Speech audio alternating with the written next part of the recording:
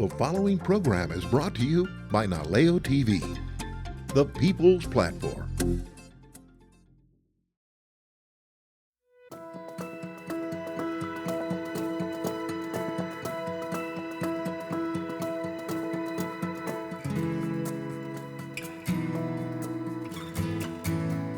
There was a movement in the late 1800s, early 1900s, and the YWCA of Hawaii Island started in 1919, kind of along with this movement.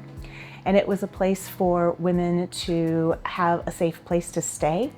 It was a place for job training. You can imagine it. This is a time when women didn't even have the ability to stay in a hotel unaccompanied. And so this is the time that it started. Women also, if they had a job, if they were teaching, they wouldn't have an ability to go out and have a place to stay without staying at a family member's. So this enabled women to have a place to live. And so we started as housing. We also had a lot of programs for playground program in the island. We had educational opportunities. We had language classes. In the 40s, they even did reinternment trainings at KMC. So they had a wealth of services that were all started early on, but it all started in 1919 in Hilo.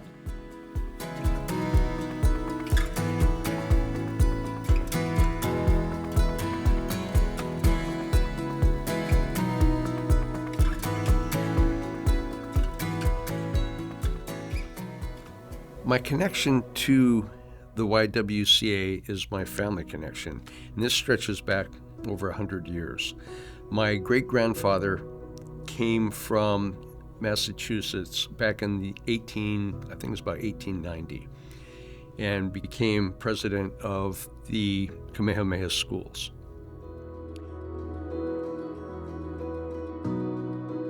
He had married into the Atherton family, Mary Atherton, his wife.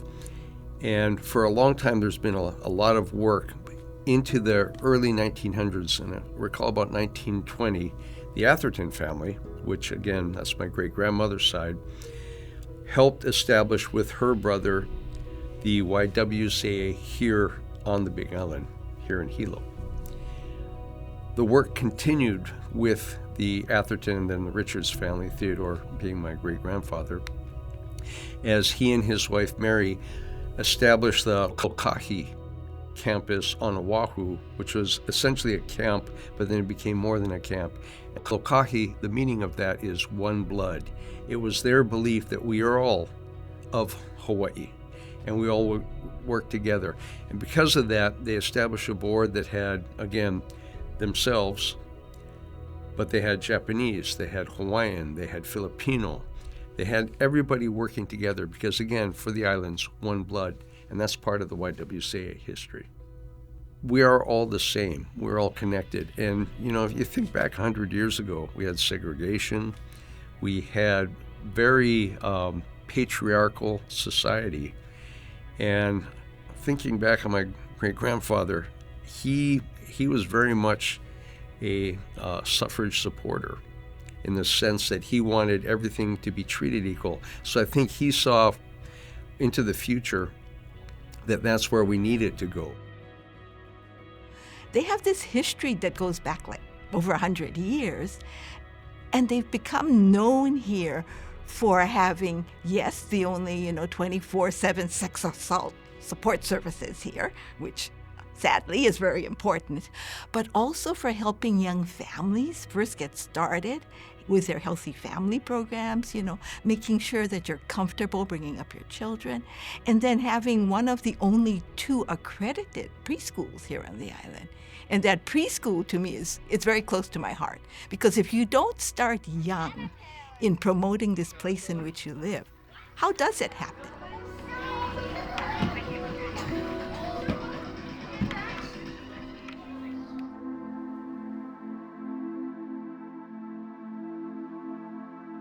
The YWCA is, to me, a very important part of this community in which we live. I mean, when you start with the big mission the YW has about eliminating racism, about being dedicated to empowering women, to being dedicated to promoting peace and justice and dignity and freedom for everybody, what institution does it better than the YW here in Hilo? Over the years, the service has changed and adapted. And the thing that's really great about us as an organization, I think, is that we've risen to meet the need at the time. So at one point it was housing, and at one point it was maybe fitness arts. But now when women can join any fitness opportunity, we don't have that need. So instead, we're focusing more on human services. We are a human service agency. And one of the most amazing human service components we have is a sex assault program. And that sex assault program, we hope that no one ever has to have the need for a sex assault service. But if they do, we're glad that we're here and we're glad that we can help. And that sex assault program is 24 hours, 7 days a week. We'll talk to somebody at any time with a 24-hour hotline that's available. And we'll also do therapy, long-term therapy that can help people heal with the pain of sexual assault. Not only for the person that was sexually assaulted, but also for their family members. And even if it happened as a child, we'll still work with them. And we do work with men, women, and children all the time.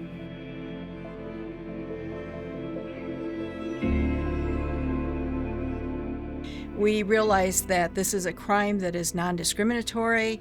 It happens to all ages. It doesn't matter who you are, it could happen to you. And so what we realize is it's also a crime that creates a lot of trauma and trauma that stays with you. So we are a trauma-informed program that works with the victims and their families to get them out of the trauma, get them from being a victim to a survivor to a thriver. And that's our primary goals.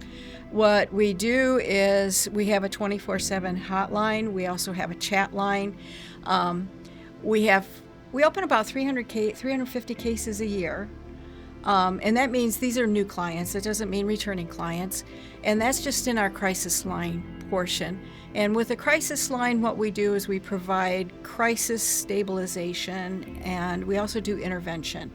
So that means that we could go to the hospital with them, we can go to the police with them, we're going to give them coping skills, whatever the client will need at that moment to get out of that really dark spot of having been sexually assaulted.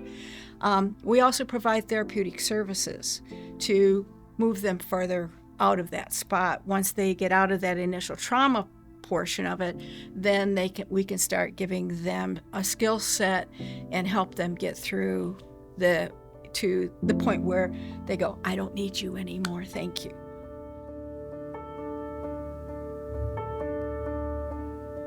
First of all, we realize that it's a very brave thing for you to reach out, because you already have internalized this.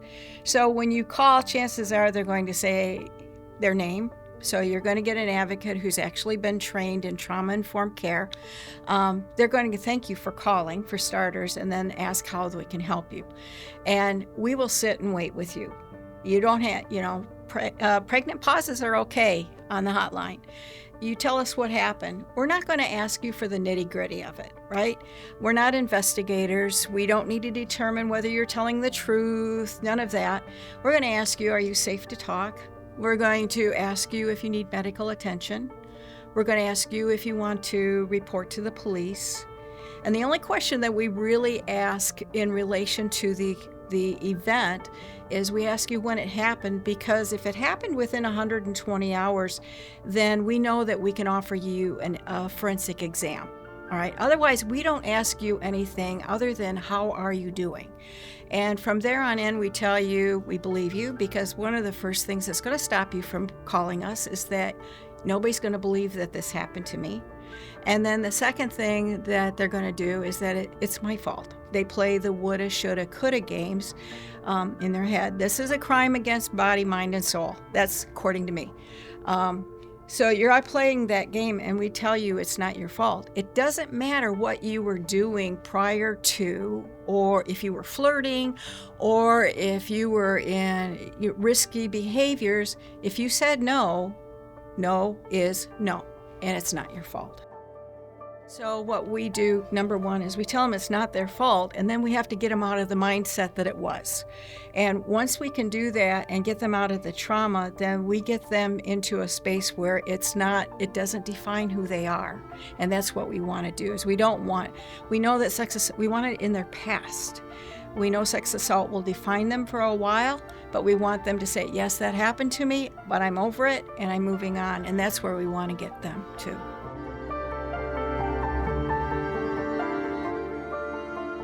We've been around for around 40 years. It's kind of surprising because in the phone book, I know we don't have phone books anymore, but our phone book, we used to be on the second page. So we've had the same crisis line, and people didn't know we were there. So we're very quiet in the community. We serve the entire island. We have offices in Hilo and Kona. We have therapists, and we do telehealth. Our crisis line is 24/7, so 935-0677. Call it. The other part to it is that we're opening up a chat line for people that don't like to talk. Now they can chat with us.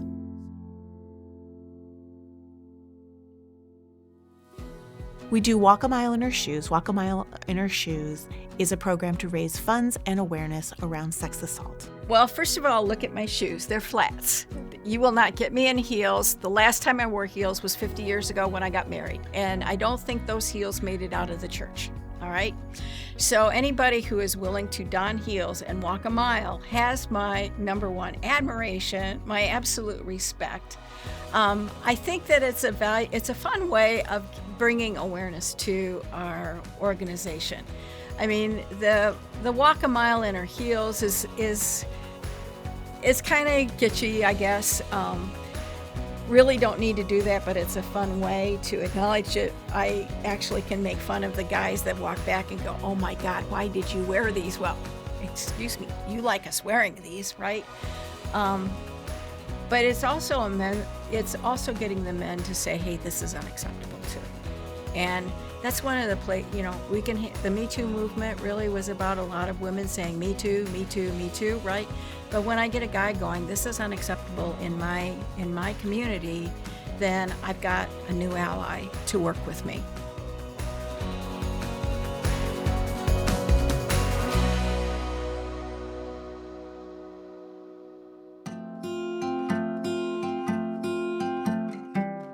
Healthy Families program it's an amazing program.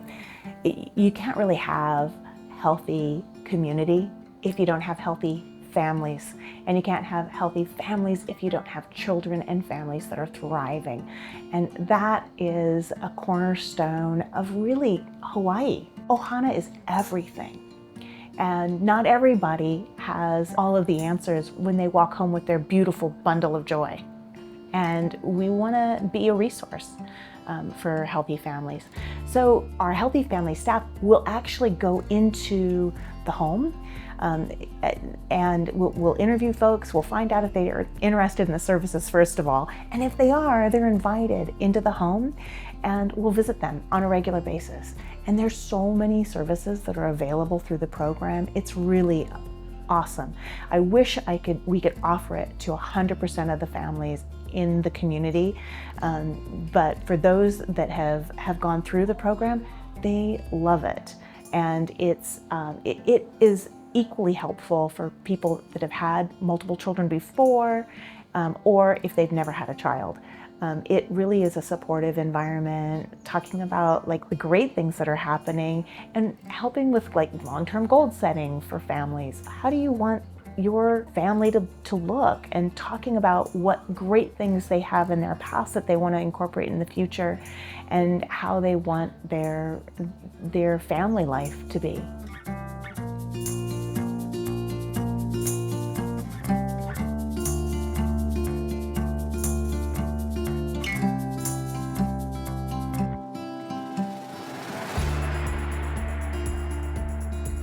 So as a mother, of course, it was the preschool initially, but the YWCA's impact in our community is so wide-ranging. I mean, from developing preschoolers to supporting healthy families to providing sex assault services, support services. The range is from keiki to kupuna, really. And the belief behind that is that if you have healthy people, you have healthy families, you have a healthy and strong community. And even though the name can be misleading, in that huge range, we service many boys and men as well.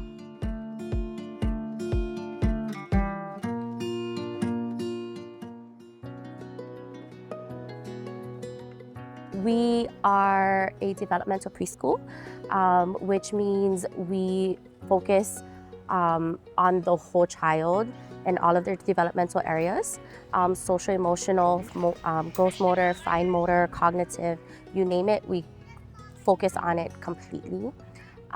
We also take children from ages 2 years old to late-born 5s.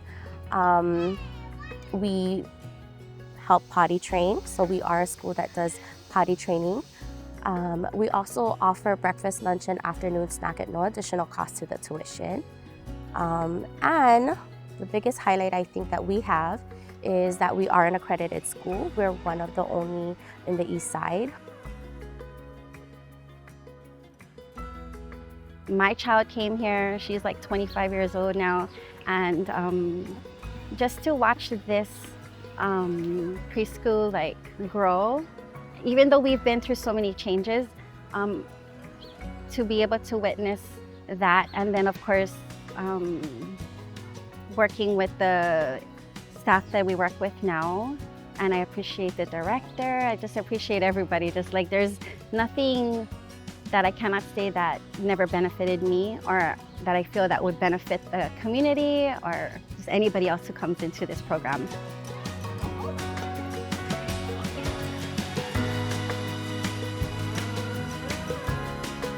Preschools, I think it might be a little bit different now, but back then, I mean, the wait list was 3 or 4 years long. It was lengthy, so you're pretty much, your name is on like 5 different preschools and whatnot. So to me, keeping the preschool viable and strong is important in our community because there are not a whole lot of seats, preschool seats.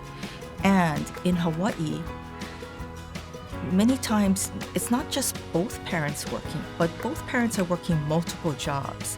And so to have a place, a safe place where your child can be nurtured, can be educated, can grow, is super important to families. And you have multi-generational families who are also working. So you can't assume that there's a grandparent or an auntie available to watch your child. This is a great place to be, you know, and the teachers are so involved, parents are involved, the community is involved. So like, I think it's a win-win situation for everyone.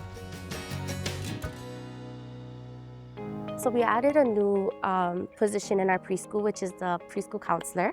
And we did that because transitioning back from COVID, it was a struggle. It was a struggle for our kids. It was a struggle for our parents. Therefore, it was a struggle for our staff, right? No one knew what was gonna happen, how things were working. There was so much different changes in the rules and what we could and couldn't do with the kids. And then therefore, having someone who knew how to talk more with the parents, right? Our teachers, my teachers are great. They know how to work with the kids. But even with the parents struggling, it was great to have a counselor there to be able to be part of our village, right? To be part of our village so that everybody can be like on the same page on where we want our kids to be. So what I tell my parents, right, is it takes a village to raise a child. However, it's their village, yeah? We're part of that village. We're a resource to their village. We're here and we're open for 9.5 hours every day, Monday to Friday, 50 weeks out of the 52 weeks out of the year. But we're part of their resource. We want to make sure that what we're doing at school is being followed through at home, vice versa. That way, there's a smooth transition with the kids, especially if we're helping with potty training, if we're helping them with their developmental milestones and reaching all of those milestones. Oh, preschool is important because first and foremost, it's the social skills. 100%. If a child doesn't have that social skills coming in, and then going into like regular, say, kindergarten, I feel like it's going to be a little bit more tougher for them to even grasp the ideas for academics later in life.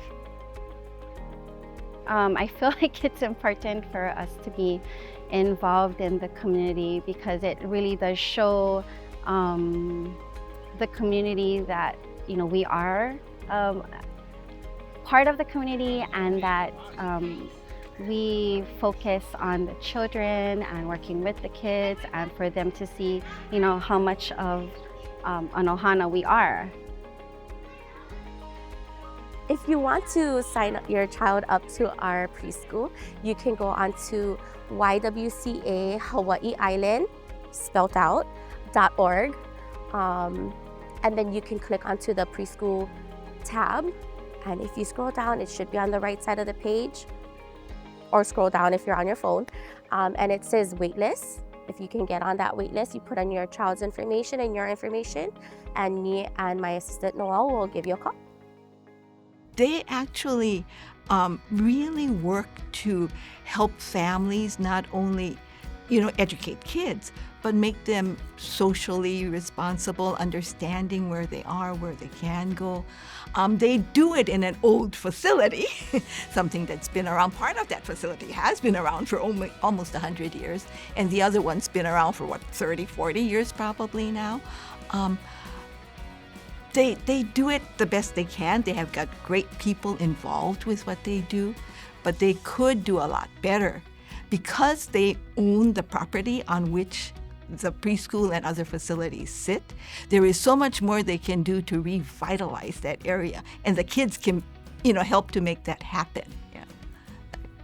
I just have this, vision of things just growing into the future, making what was there 100 years ago go forward into the next 100 years. I would like to see in the future that the preschool could grow. And when I say grow, I mean additional seats, because I think that's what the community needs. And because we all believe that early childhood education is a good indicator of children being able to transition to kindergarten and first grade much better. And so I'd like to see that, the ability to serve more. And I would like I'd like to see the Y have upgraded facilities where they're in a very old building, and yet they make it their own. They make it fun for the kids. It's a safe place. But it would be great to be able to modernize it a bit. That would be fun.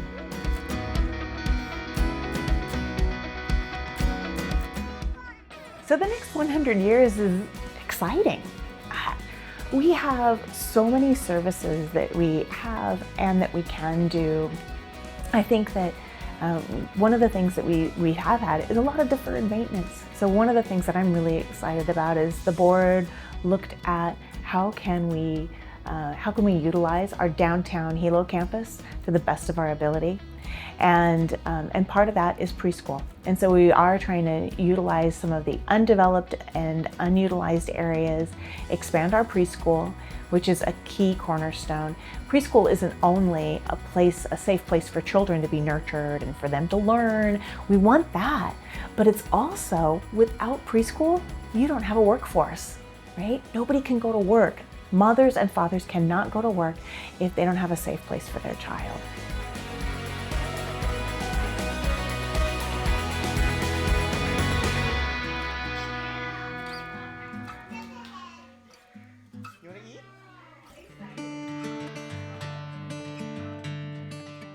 I think our community values families. And we also value making sure that our young children are safe. and that they get a head start on their education. So I believe our community is willing to support the YWCA. The YWCA has been in Hilo for over 100 years on this island, and we have a strong reputation for, just building and bolstering and nurturing a wide range of residents. So I'm actually very hopeful and looking forward to it. We've been on Hawaii Island since 1919. And when we began, I think we had like 8 or 10, I've looked as many archives as I can. It looks like 8 or 10 different buildings that we rented until we settled on this campus. This downtown campus is 1.4 acres. And there is an old cottage that has housed our preschool. It started out being housing. And about 1926, it was pieced together from several different cottages, and it was pieced together at that campus. That campus, the cottage building is wonderful, but the cottage building is also well loved and it has seen better days. There are some issues. We've done lead mitigation on it. We've done other things that have to make sure that it's a safe environment, but really it's not suited for a preschool. And we've been making do with it, and we appreciate and love it, but the children deserve a new place, and it's time to have a new place that's actually dedicated to the needs of the preschool. Things have changed a lot, and we need a secure campus for our children, and we need a safe place for them to be at. And that's what we want to create. We want to create a really fun, secure campus for our preschool. And so that's our first step, is doing that. It's 80 plus years of preschool we've been doing, almost 100 years of preschool. I think that we can go with a new building, and I'm really excited about what the designs that we have and what we're looking for and in the future.